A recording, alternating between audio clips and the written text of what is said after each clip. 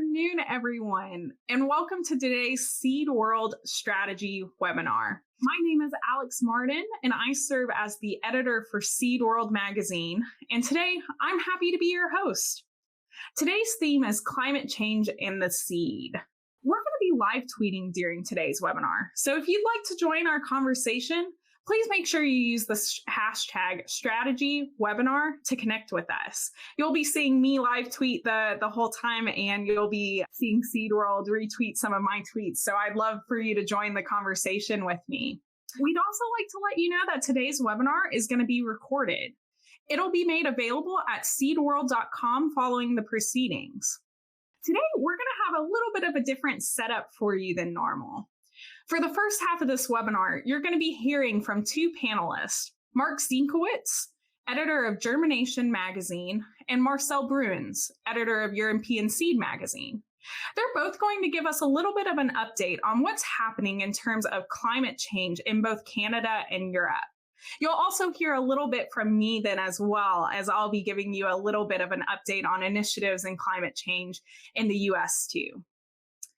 Then finally, after you hear from Mark and Marcel, we'll be having our spotlight speaker speak, Kurtis Baute, who will be joining us to present a little bit more on how climate change is affecting agriculture and the seed industry as a whole. Kurtis will also be joining us at the end of his presentation for a live Q&A. That means if you have any questions at all for Kurtis during his presentation, or at all if you have any general questions about climate change in agriculture, type them into the chat box at any time during the webinar, and we'll be addressing them in our Q&A with Kurtis at the end of the webinar. In today's webinar, we're going to talk a lot about climate change, obviously. And in particular, we're going to look at how it's affecting agriculture. From new climate smart regulations to how crops in the field are affected, we're going to learn about it. And with that, I am going to throw it over to our very first panelist, Mark Zinkowitz. Mark, thank you so much for joining us today. And tell us a bit about what you're seeing in the Canadian seed and agriculture industry and how you're seeing them respond to climate change. Hi, Alex. Yeah, thanks for having me today. So I am based in Winnipeg, Manitoba, Canada. And just wanted to give everybody just a quick snapshot of what's happening here in Canada with regards to climate change. And so from a government level, Canada does have an official climate change plan. We're moving to net zero emissions by the year 2050. Our government recently introduced something called the Canadian Net Zero Emissions Accountability Act, which was introduced in Parliament last November, which will formalize our target to achieve net zero emissions by the year 2050. Canada was a strong voice in the negotiations towards the establishment of the Paris Agreement. This past February, our government established a group of experts from across the country who will consult with Canadians and provide government with advice on the best pathways to achieving that net zero emissions target that I just mentioned. We have carbon pollution pricing in effect, so we now have a price on carbon pollution across Canada. In 2018, the Greenhouse Gas Pollution Pricing Act was passed. Our carbon price is currently, was recently raised, to $40 per ton just last month.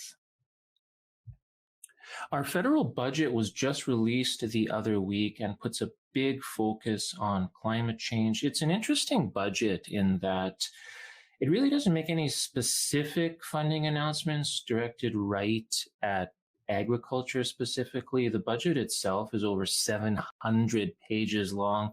I did a quick word search and it contains the word agriculture about 19 times within those 700 pages. So it sort of comes at the issue of agriculture rather indirectly. For example, it proposes to provide almost $18 billion towards a green recovery that the government says will fight climate change, reduce pollution, invest in clean technology, and protect the environment.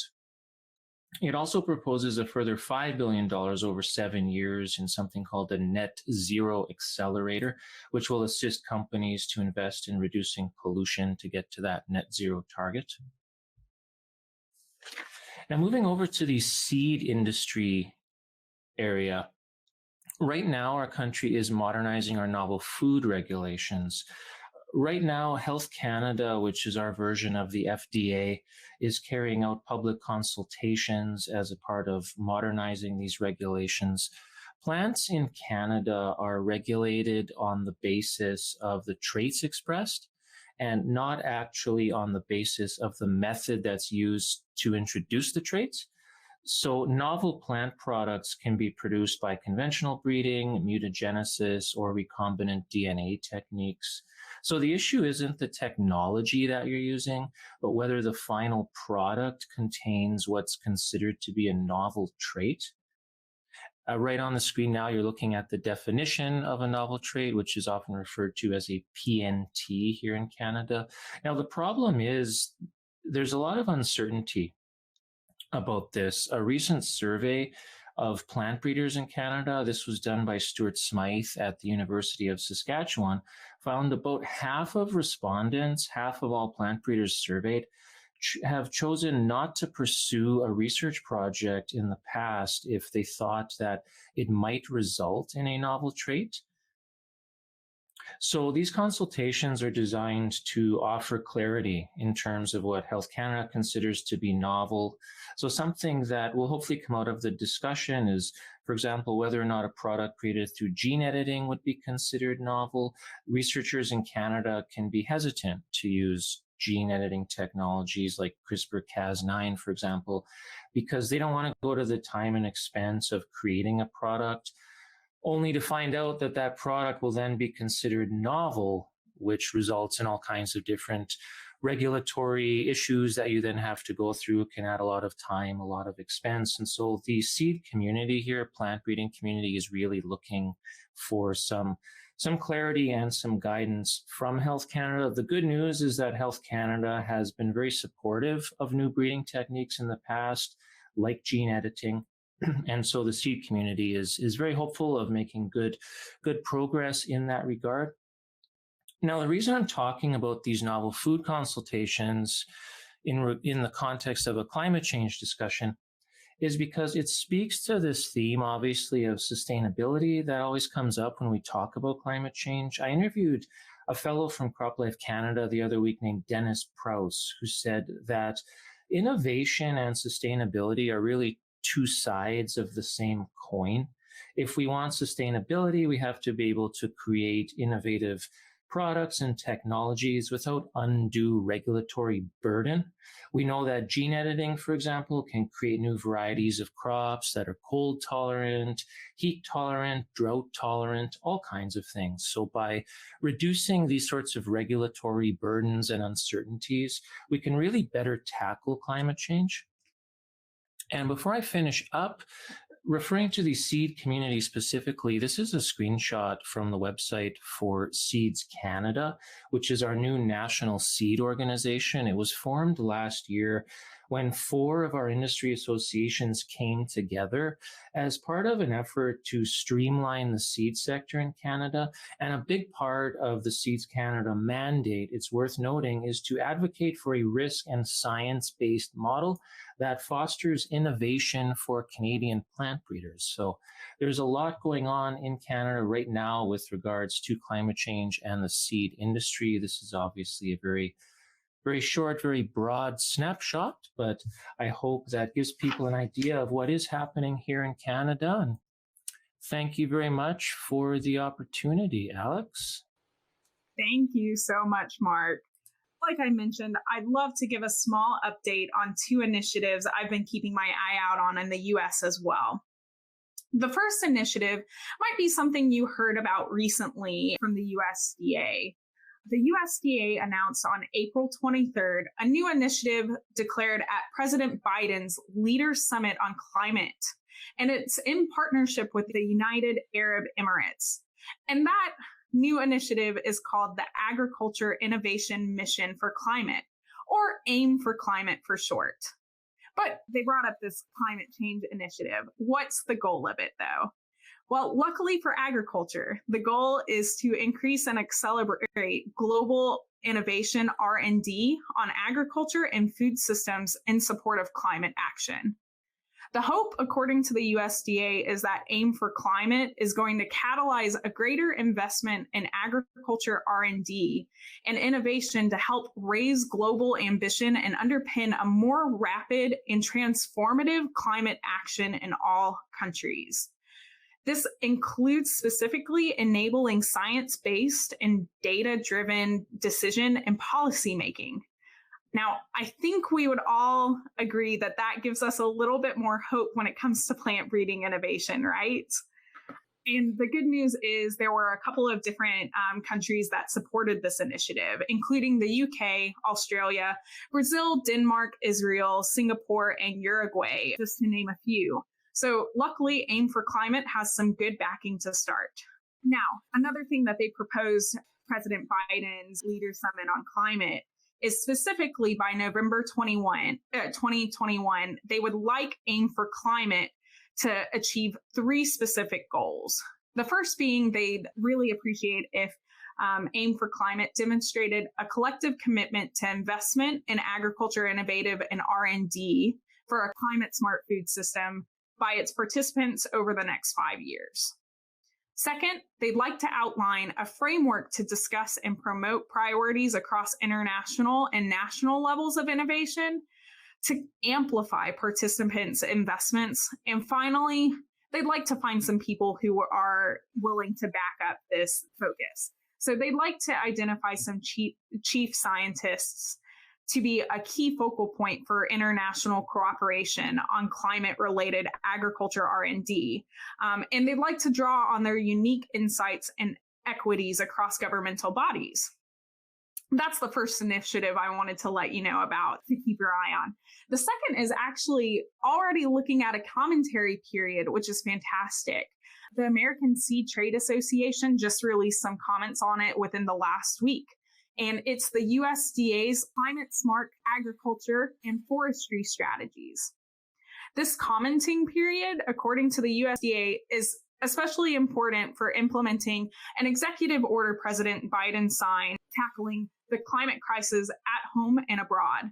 He signed this executive order on January 27th. So the order has been in place for a couple of months now, but it hasn't been enacted in agriculture. And the order specifically states that America's farmers, ranchers, and forest landowners have an important role to play in combating the climate crisis and reducing greenhouse gas emissions by sequestering carbon in soils, grasses, trees, and other vegetation, and sourcing sustainable bioproducts and fuels. So we're working on implementing that. ASTA comments focused on specifically the crucial role plant breeding innovation plays into that and variety development in addressing climate change and creating new economic opportunities along the value chains. In the release, ASTA said they want to advocate for investments in flexible and efficient conservation programs that are going to provide producers a bit more financial aid and technical assistance that is needed to conserve our nation's most precious resources. They're also working to encourage the USDA to recognize the essential role of professionally produced quality seed when developing policies and programs, specifically around wildfire mitigation and restoration efforts, which we know over the past couple of years have been imperative, especially in states like California, which have been ravaged by wildfires. Those are a few initiatives I wanted to put in front of your eyes to keep a lookout on. In the meantime, we're going to go ahead and let Marcel take the wheel from us. So Marcel, thank you so much for joining us. I'm going to ask you the same question I asked Mark, but from a Europe standpoint. What's happening in Europe when it comes to climate change and agriculture? Sure. Thanks, Alex. And thanks for having me. Yes, in my brief talk, I'll focus entirely on Europe and the effect of climate change on Europe's farming and Europe's seed sector. So it's clear that climate change is, of course, a global phenomenon, and that means that also Europe will be impacted, is already being impacted. And the predictions by the climate experts are that there will indeed be a significant impact also on European agricultural production, both in terms of yields, the height of the yields, and also in terms of the location where the different crops can be grown. And of course, it's easy to imagine because the crop season is longer than it was before, and that lengthening is also projected to increase further. What we're seeing is there is an earlier growth in spring and also a longer growing season in autumn. And in fact, I can concur on that. Here in February, we already had, in Switzerland, we had 15 degrees and we could almost sit outside. My apricots and my nectarines were flowering, and that's of course way too early. But that clearly shows, the earlier onset of the growth period. And with these changes, you also see an expansion towards the north of Europe of certain warm season crops to areas where that was previously not possible. We've seen, for example, grapes growing in Northwest Europe, Netherlands, Germany, UK. Now grapes are being grown in Scandinavia. Tea is being grown in the UK. And of course, of the big field crops, soybean is making a strong push northwards. If we roughly split up Europe into two big regions and first look at the southern regions, so Portugal, Spain, Italy, Greece, we will see that those regions will be hit the hardest. And overall, we're going to see a negative impact on agriculture in that whole southern zone. We will see higher temperatures, we will see water shortage, and extreme weather events. And all of this will, of course, cause lower yields and a higher variability in that yield. If you then project that to a much longer period, we will see a reduction of suitable areas for cultivation. Some areas will not get enough precipitation for decent crop production. And of course, as a proviso, we need to say that the impacts will depend on precipitation patterns and obviously on the crops that you're trying to grow. If we then look at North Europe, that's UK, Netherlands, Germany, Scandinavia, Poland, we see a quite a different picture.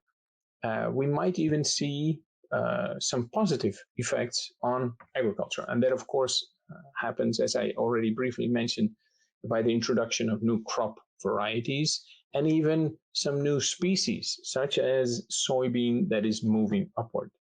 We will see higher yields of those crops and an expansion of suitable areas for certain species. Longer crop seasons, a more frost-free periods, and fewer cold spells. There will also be some negative effects in the northern European zone. We will see an increased pressure by pests and diseases. The whole soil biome is changing, and we will likely see an increased leaching of the nutrients into the groundwater and a reduced availability of soil organic matter. So if we then look at the seed companies, what should they be doing? How should they be adapting their breeding strategies?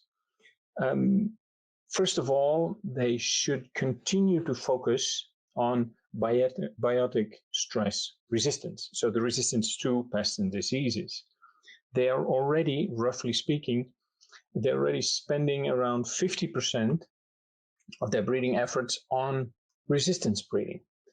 And now with newly emerging pests and diseases, they will need to step up their efforts also against those new threats. Then abiotic stress tolerance, and that of course includes, amongst others, drought tolerance, flooding tolerance, and salt tolerance. And this area, I would say, has been underdeveloped a little bit in the past century, if I can say so. Of course, here and there were pockets of research towards for example, drought tolerance. But now with the effects of climate change very much visible, most seed companies really have stepped up their efforts towards abiotic stress tolerance. As I mentioned earlier, we will need plant varieties that have a better nutrient use efficiency. And in the field of seed applied technologies, we will need nutrients in the whole mix, in the seed applied mix, that bind stronger to soil particles. And for example, that can be done. There's some very promising research on amino acids that provide the nitrogen to the seedling. Then let's take a look at what EU is trying to do, and quite similar to what Mark has just explained. The EU has developed this master plan, the Green Deal, and they're mentioning that climate change and the environmental degradation is really an existential threat to the EU and the whole world. They realize that the EU needs a new growth strategy towards a more modern and research efficient competitive economy. Just like in Canada, they're aiming for no net emissions of greenhouse gases by 2050. And it is really, in short, there's a lot more meat on the bone, but in short, this is the plan to make the EU economy sustainable. And they're aiming to turn climate and environmental challenges into opportunities. And this master plan, the Green Deal, has various strategies for different fields of the overall society. There are strategies for traffic, for car production, for electric appliances, and also for agriculture. And this is the by now famous farm to fork strategy. And the farm to fork strategy has identified a whole range of aims, what they want to achieve by 2030. And I've listed them here on screen. By 2030, the EU aims to reduce the use and risk of chemical pesticides by 50%. They wish to reduce the use of more hazardous pesticides by 50%. They wish to reduce the nutrient losses by 50%, reduce fertilizer use by 20%, reduce 50% of the sales of antimicrobials for farmed animals and agriculture, and also very interestingly, boost the development of EU organic farming to 25% of total farmland that should be under organic farming. And then that is to realize that now we have around 6 to 7% of the total EU farmland that is under organic farming. So these are tremendously ambitious goals. And I have to say, many are saying, well, these are impossible goals. But we will see by 2030 what has been achieved. What is actually happening at the moment, fresh of the press, just last month, April 2021, the EU Council and the EU Parliament reached a provisional political agreement that aims at setting into law the objective of a climate neutral EU by 2050 and aims for collective net greenhouse gas emissions reduction by at least 55% by 2030. And then they use 1990 as the benchmark. And this is, of course, a provisional agreement. In this agreement, the priority is very much on the emissions reduction over removals. In terms of the 2030 target, they are planning to establish a European Scientific Advisory Board on climate change. There will be an intermediate climate target for 2050. And of course, as with all political agreements, also this agreement is subject to initial or first approval by Council and Parliament which is then followed by the formal steps towards the adoption procedure. So this is, in a nutshell, Alex, the impact of climate change on European farming and the European seed sector, and what the EU is aiming for in how to mitigate the effect of climate change. Back to you. Thank you so much, Marcel. And now on to the main event. We want to thank Mark and Marcel for joining us. They will not be sticking around for our live Q&A, but that's okay. We're thankful that they came and chatted with us about what's happening in Canada and the US. So now we will be moving on to our spotlight speaker of the day, Kurtis Baute. Kurtis grew up detasseling seed corn on his parents' farm, Maizex Seeds, where he developed a passion for the natural world. He completed a degree in biology and a master's of science in environmental science before becoming an online science educator. His science videos have been viewed over 10 million times on YouTube, and he's been featured on both Vice and BBC News. In recent years, he's been focusing his communication efforts towards raising the alarm bell about the climate crisis. So thank you so much for joining us today, Kurtis, and we're going to let you take it away from here. Excellent. So happy to be here. Thanks for the invite, and thanks for everybody that's joined in on this webinar. I think it's an extremely important topic, so I'm hoping to drive that home to those of you that maybe it hasn't hit home with enough, and kind of lay out a plan for where do we go from here. So growing food on a warming world. I want to start, much of my talk is going to be fairly broad, but I want to start with using COVID-19, this sort of collective trauma that we are all experiencing, as a lens for thinking about climate change and what we should expect and how we act. So with COVID-19, we really failed to listen to the experts. They were saying for the last several decades that the pandemic was imminent and that we weren't prepared. And guess what? It happened and we weren't prepared. We failed to act. And when we did act, we didn't act timely enough or boldly enough. I know in places like I'm in Canada and in BC, in British Columbia, and we are still having regular lockdowns, and cases in some places are higher than ever. And if we had acted boldly and shut down the borders, then, we could have been like New Zealand. We could have had this over with by now. And the same is true for climate change. The faster we act, the more prepared we are, the better the outcome will be, right? So if we can reduce our emissions now, sooner rather than later, it's going to be hugely beneficial in the long run. Also, psychologically and sort of collectively, many of us, I would say most people, are sort of in the headspace that many people were in February of 2020, which is to say that, and I experienced this, maybe you experienced this. In February, it was like, this whole pandemic will be done in a couple of weeks, right? This isn't really happening. We were all sort of in a state of denial. With climate change, that's happening, but on a much bigger scale, right? We don't want to accept that this is going to change our future permanently and in big ways, because it's hard and it's scary to accept that. But we need to be planning for that because, again, the more prepared we are, the better the outcome will be. The difference between climate change and COVID, at least one of them, is that climate change doesn't have a vaccine, right? So the more carbon that we emit into the atmosphere, the warmer it gets, and it just stays that temperature, and the weather conditions will stay that extreme, right? We can't just solve it after the fact.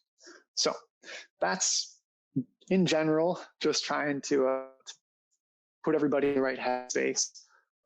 Hopefully it's not too much doom and gloom, but that's where we are.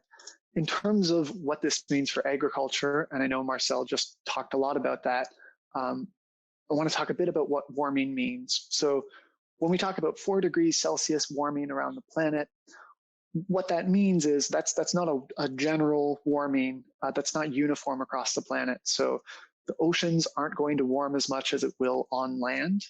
And on land, it's variable. So different places will warm differently than others. And it's not just warming, it's more extreme weather. So we'll have, yes, longer seasons. We'll also have at least in North America, we'll have drier summers and wetter springs.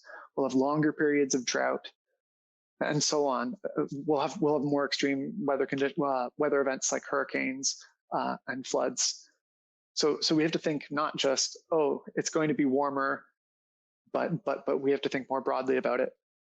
What that might look like is, for example, in Edmonton in Alberta, the temperature in 60 or so years, the general climate is going to be more like it is in Minnesota now, right? Which is almost 2,000 kilometers away. So things are going to change a lot. One thing that we don't often talk about or hear about when we think about food production is that and that's largely because we're just discovering it, is because as carbon dioxide levels rise, plants actually can grow more rapidly, right? They can soak up more CO2 and grow more rapidly, which sounds good. But what it means ultimately is that plants become less nutrient dense, which is obviously a big concern when we're thinking about how to feed the world and how to prevent how to grow nutritious food for people, right? So it's a problem. What all of this means is that on the track we're currently headed for, we can expect something like a 17% drop in global agricultural productivity by 2050, in the next 30 years. So this is a crisis, right? This is an absolute food crisis, unprecedented, right? So that's the framework we need to be thinking of this in, not just any other regular problem, but literally the biggest problem for agriculture ever. And it's the biggest challenge. We need to grow more food on less land. We need to do it in more extreme weather conditions and for more people, right? There's going to be, I think the UN estimates 10 billion people on Earth by 2050. And we need to do all of that while reducing emissions. So I have these two words bolded on these slides, adaptation and mitigation. These are really our two options going forward, and we need to be doing both of them simultaneously. So we need to be adapting to the warming that is coming, because even if we stopped emissions today, which we're a long way off from that, but even if we did, there would still be some warming coming, and we need to prepare for things like droughts and flooding. So we need to adapt. We also need to do mitigation, which is how do we reduce our emissions as much as possible so that it doesn't get as bad as it will if we do nothing. So those are the two paths. I'm going to focus the rest of my talk on them. So with the varieties that we're growing, and Marcel talked a little bit about this as well, how we're focusing partly on abiotic stressors and partly on diseases. We're focusing also really a lot on food color and the product taste and all of these other factors. But in 20 or 30 years' time, what's going to matter the most is that we can simply grow food for the world, right? These are going to be our primary goals. So we're going to have to do three things in terms of what we're growing for adaptation. We're going to have to breed for hardiness, diversity, and growing the right thing in the right place. In terms of hardiness, that means, yes, growing varieties and developing varieties that survive droughts and floods and viruses and pests better, which I won't talk about more because Marcel already has. In terms of genetic diversity, this is something that I think sometimes gets overlooked. I'm using the example of bananas, even though I know they're not propagated by seed. But right now, the Cavendish banana is the #1 banana that's exported around the world. And it's all grown clonally. They're all genetically identical, and they're being completely decimated by a blight. I think it's a fungal blight. And there's no real fallback plan. We don't really have a banana variety to fall back on right now. And what's likely to happen as these pests become, as we get more pests and more stressors allow those pests to propagate more, is that we're not going to be able to rely on monocrops that have very little diversity across a region or across a country. Right? We're going to really, really need to invest in genetic diversity so that we're more able to sort of not put all our eggs in one basket, as it were. In terms of growing the right thing in the right place, we need to be looking ahead on this, right? Because as climates change, there's certain things you're growing now you might not be able to grow in 20 years' time. So an example is apricots, which we currently grow in California in the Central Valley. Almost all of the apricots for the States come from that region. And as it gets warmer there, specifically as the nights get warmer there, it's going to not allow apricots to flower and to fruit. So they predict by 2050, we won't have apricots from the Central Valley in California. And these are trees, right? So it's going to take a long time if we're going to continue growing orchards of some sort of variety of food in that region. It's going to take a long time to adapt to that. So we need to be thinking ahead. Okay, what's California going to look like in 30 years? What can we be growing? What should we be developing? We need to be changing our infrastructure and changing what we're growing and selecting the right seed for that. So we need to be thinking really holistically about this. And this is, again, just for adaptation. It's just how do we survive as an industry moving forward while things get warmer, right? But we can also mitigate, as I mentioned, we can also reduce our emissions. I think that it's still early enough that there's so much we can do, that this is really where we should be focusing a lot of our energy. So for context, around 18%, depending on how you account for it, maybe somewhere between 16 and 20% of all global emissions come from agriculture. So we make up a big pie, a big part of that pie, right? And there's 4 main things we can do.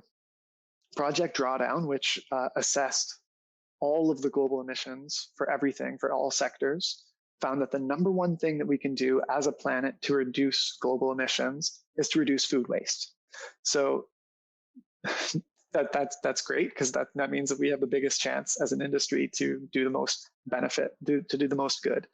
A lot of that food waste happens not just at the production level, but obviously across the system, so all the way to the consumer and all the way in your kitchen. But there's a lot we can do. So we can be developing varieties, for example, that have longer shelf life.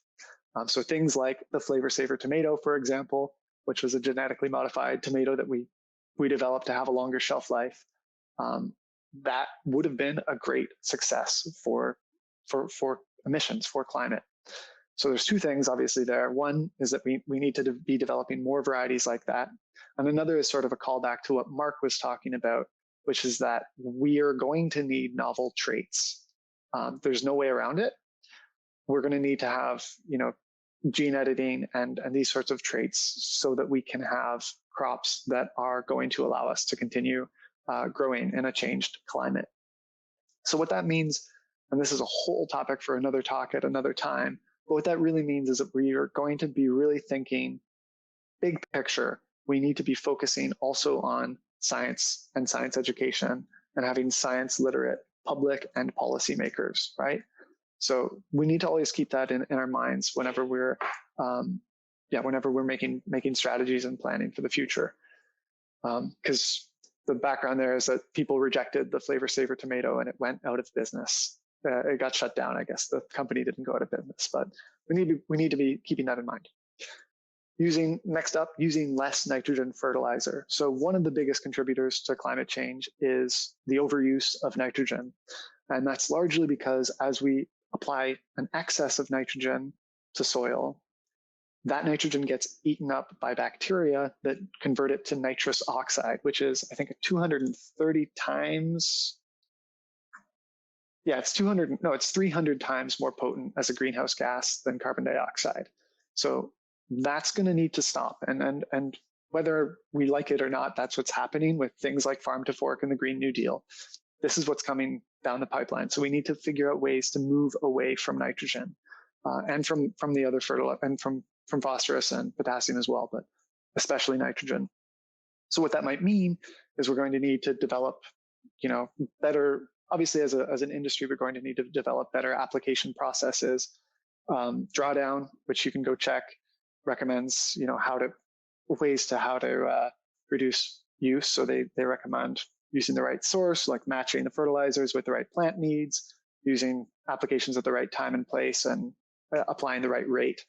But more broadly, we're going to need to use intercropping and crop rotation more than we are now. And in terms of seed production, I think there's a lot of untapped potential in making plants that are just more efficient with their nutrients, and also in getting varieties that don't currently fix nitrogen to fix nitrogen. I know there's cases where we've seen this happening both in corn and in sugarcane. I know it regularly only happens in soybeans and other, mostly in legumes. But we can, if we have the time, right, we can develop varieties using novel traits that fix nitrogen in other cereal grains, right? This is possible, but we need to be working on it. Might sound like science fiction, but we need to be thinking outside the box with this. So that's for nitrogen. In terms of reducing emissions from animal agriculture, I know that's something that we don't think about when we think about seed production. I know I might not be talking to exactly the right audience, but in general, we're going to be needing to move away from livestock and from animal agriculture, because they emit a ton of especially methane, but a ton of greenhouse gases. So what that will look like, and this is something that's already, this is a trend that's already happening, right? Young people especially are moving to more plant-based diets. This is coming down the pipeline. What that means is twofold. One, we're going to improve how we do animal agriculture, which might mean just using biogas facilities to collect the methane from cow manure, things like that. But it also means moving away from animal agriculture as a whole and moving more into the seed industry and into growing plants for food. So we need to be thinking about that and thinking about, where are regions now that are focused on livestock and what can we grow there? We need to be thinking ahead in those terms. And lastly, across the whole industry, we need to be using less fossil fuels. So I'm sure that some of you are farmers, and one of the easiest things that you can do today just to get started is just to make an assessment of where your fuel is used, right? So how much fuel are you using for what machines? What can you convert to be electric, especially if it's a stationary machine? And where can you increase your efficiencies just to use less? So there's some things you can literally start doing now, but that is on a farm by farm basis, because obviously not all 2 farms are the same. And lastly, and this might seem like a bit of coming out of left field, but we need to be really thinking about this broadly, right? We need to be thinking, okay, we have an industry that will rely on the climate, right? In order to grow food, we need a climate that is at least somewhat stable. And if we're not voting for leaders in our businesses and leaders in terms of our policymakers and our politicians, if we're not voting for those that take climate action seriously, then we're voting against ourselves, right? We're voting against agriculture. So 4 really quick points in how to spot a climate advocate when you're thinking about your leaders in business and your leaders politically. We need to find people and vote for people that are reality-based, so they understand climate change is a real crisis. They need to have a plan, right, for how they're going to deal with it, and that needs to align with the science and what the scientific experts are saying. They need to be independent from fossil fuel. If they're funded by fossil fuels, that's going to bias them towards slower action. And lastly, they need to want an energy revolution, right? That's a key word. Again, one thing I meant to talk about but didn't, in terms of an energy revolution, taking climate action seriously means, a lot of new jobs. It means a lot of new energy infrastructure. We have an opportunity to really build back better, right? We have an opportunity to really succeed here. And if we think about where we were in February of 2020, if we had really taken the pandemic seriously, we might have all invested in Zoom, right? And aside from getting to the point that we could have eradicated COVID early, we might have invested in Zoom and done really well and had all the toilet paper that we needed, right? Well, now with climate change, we know what's coming. And if we can act appropriately, we can kind of treat this as an opportunity for success, right? We can develop the best varieties that are going to be hardy, that are going to be nitrogen fixing, et cetera. We can do these things now and benefit greatly. So that's it for me. Thank you so much. And I'm happy to, answer some questions. Should I jump right in on that, Alex, or? No, it's okay, Kurtis. I'll direct you through them. So Great. One of the first questions, first to start, everyone, if you have any questions for Kurtis or any general climate change questions that you haven't had the chance to ask, please go ahead and type them into the chat box right now. We'll be able to get to them. We have about 10 minutes to get to questions, so we'll try to get and hit all of them. But to start for you, Kurtis, I saw one question that I think this listener was looking for a little bit of clarification. So he asked, can you clarify how plants will be less nutrient rich as they take in more carbon dioxide? Yeah, so this is something that we've only really started to figure out since I think around 2015. And we're already seeing that happen now. We don't exactly know the mechanisms yet, but from my understanding, it has something to do with just the fact that plants are able to grow more rapidly due to higher carbon dioxide levels. I'm not entirely sure beyond that, the mechanics, but we're already seeing that have implications for example, I know like grasshopper populations in a lot of the prairies in the United States are being decimated because it's like eating junk food for them. They can eat as much grass as they can. They eat grass all day, but that grass is less nutrient dense and they're not able to actually get the nutrients they need. And so that is affecting insect populations. So we're seeing it already happening, but it's going to get much more dramatic. In terms of the actual mechanisms, I'm not entirely sure. No, that's perfect. Thank you so much.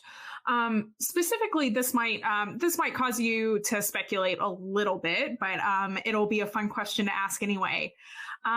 So we talked a little bit about Europe. We talked about the US. We talked about Canada. And we talked in general about the Northern Hemisphere.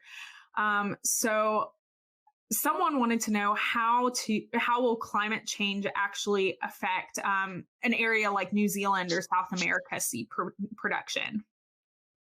How will it affect which regions?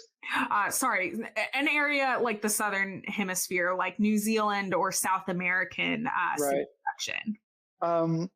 So Marcel kind of mentioned this, but it depends exactly which region. And I don't have the map of the world in my mind in terms of what will change where.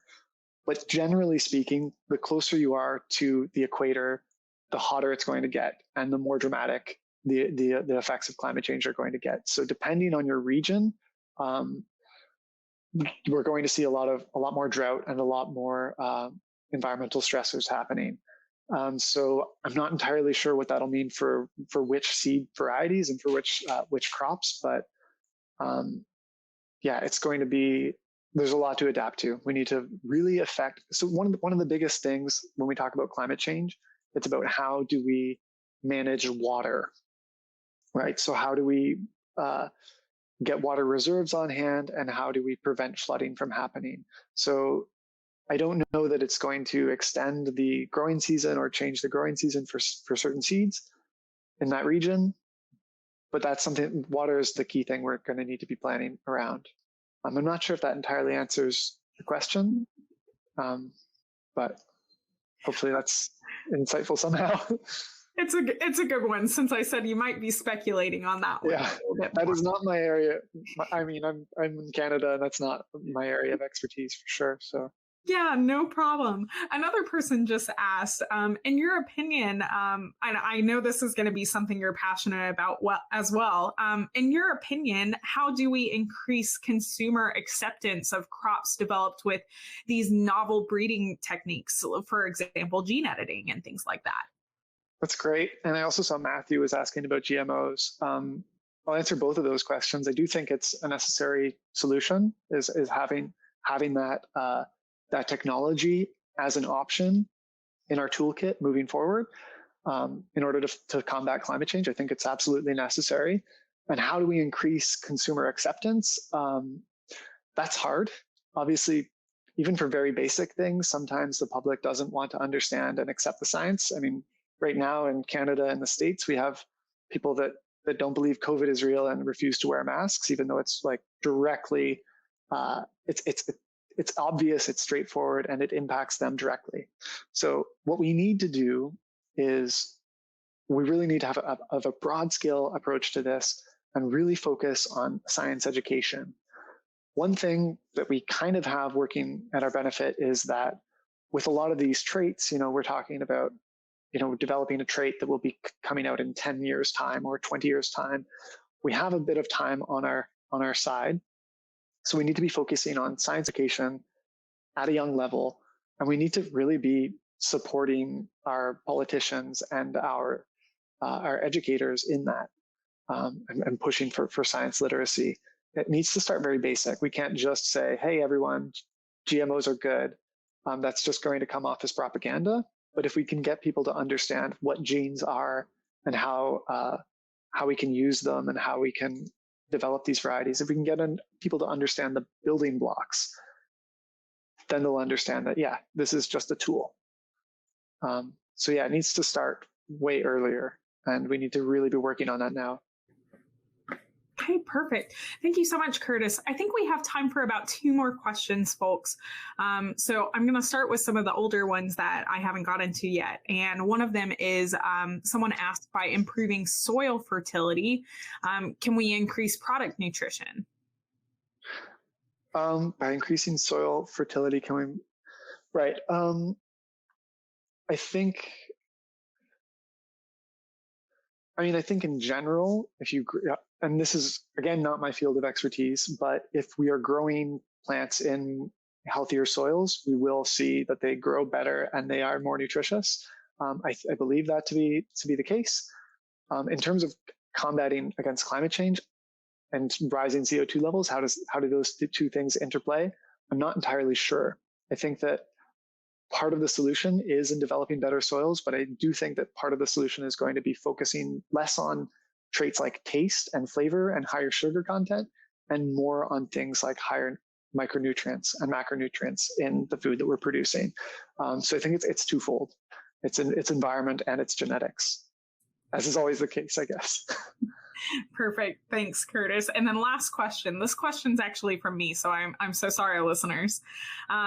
If everyone on this webinar could take away one thing about climate change, what would you want them to walk away with and remember? I think the key thing to take away is that this needs to be our number one priority.